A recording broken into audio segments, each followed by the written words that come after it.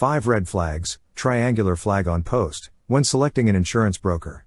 Couple of years ago I was given the responsibility for corporate, non-life insurance across a $10 billion group of companies. I welcomed the opportunity to combine risk-based quantitative decision-making with insurance. Did it work? You be the judge. A year later the company improved the quality of coverage while reducing the cost of insurance by approximately 40%, which translated to $13M plus savings. How did we do it? Let's find out together in a series of articles. In this article I wanted to talk about one important aspect of insurance renewals, the relationship with the broker. So here are the 5 red flags I learned when selecting insurance brokers in US, EU, LATAM and CIS. 1. Selecting one best broker. Probably the biggest mistake I saw in the market was risk or insurance team running a tender for a particular renewal, selecting a single broker and then going to the market with that single broker. Huge mistake. The lies brokers tell their clients about limited market capacity, etc. are just hilarious. Brokers will do anything to avoid honest competition. Selecting the best broker is an oxymoron. Because whether a broker is good or bad is not a risk management decision, it is a market decision. Broker is best when he brought best quality of coverage for the best price. How can you choose a broker before going to the market? That's right, you cannot. The only sensible way to select the best broker is to shortlist 2 or 3, divide the available markets and let them bring the best coverage for the best price. So that's exactly what we did on almost all significant renewals. Even when placing W&I insurance for an M&A deal in Switzerland, highly specialized product and a very narrow market, where we had just 2 markets who were interested in reviewing the risk, we still used 2 brokers. Let the brokers' work do the talking and not their glossy proposals. I will do a separate article on the 5 criteria to shortlist brokers. 2. Selecting a global broker instead of many local brokers. The second biggest mistake is not diversifying brokers and giving most or all insurance renewals to a single company, usually a global player. Huge mistake. Broker relationships, just like any other investment, need to diversify across the insurance lines and time. On certain lines we would open tender with multiple brokers every year, on others once every couple of years. Don't fall in love with your broker, they all offer more or less the same service, once you shortlist the good ones.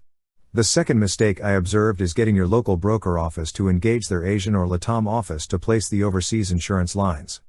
Huge mistake. Brokerage is all about broker-underwriter personal relationship, and long-distance relationships don't work, as we've proven time and time again. Broken telephone game doesn't work when placing insurance. Insurance buyers, like us, need to talk to the insurance underwriters directly, and we can afford maximum 1 intermediary.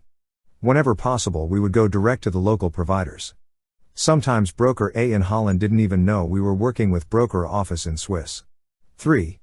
Believing anything the broker says without testing the hypothesis first. My general observation is that many brokers are just glorified BS vendors.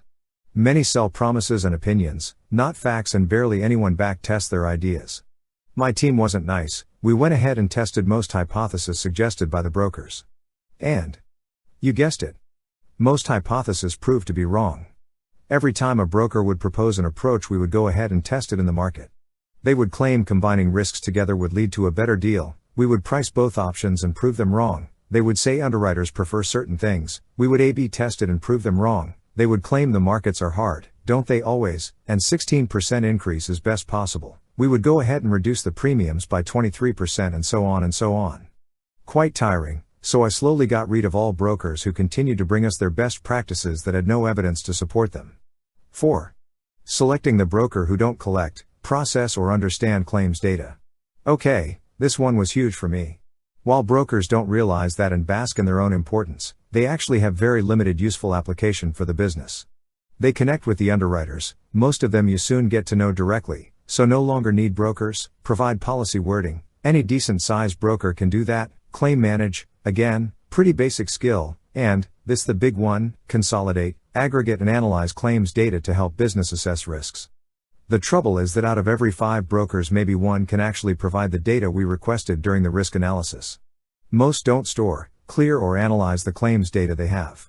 To me, the decision making is very simple. Unless a broker can provide cleansed data on the specific risks we are investigating, they get blacklisted. 5. Talking to BD instead of engineers. I didn't realize at first, but apparently brokers have sales reps or business development. You can see them at all RIMS, FERMA, Prima conferences pretending they understand risk management, and risk engineers. These two groups come with very different experiences and skill sets.